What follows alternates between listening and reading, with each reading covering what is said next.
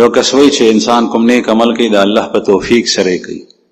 نو چې کوم زما سوال دا دی چې کوم سړی ګټه د حرام وي نو دی به څنګه دته به څنګه د نیکو اعمالو توفیق ملاوي؟ دی د اراده وکړي او غلط کار او حرام دی پرېږدي نیکو طرف ته د مخکې الله جل شأنه دته اختیار ورکړی.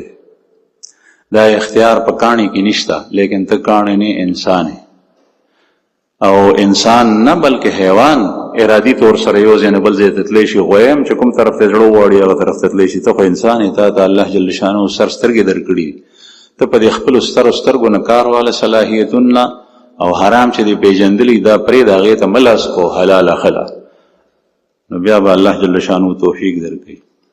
قرآن کریم کې الله پاک فرمائی والذین جاہدوا فینا لنهدینهم سبلنا. جو شخص اٹھتا ہے قدم لیتا ہے چې کوم سړی اوچت شي قدم پورته کوي مجاهده کوي نو موږ ورته لارې خلاصو. اوس یو سړی د سره اراده نه کوي د حلالو، نو د باره کې الله جل شانه نه دي فرمایلی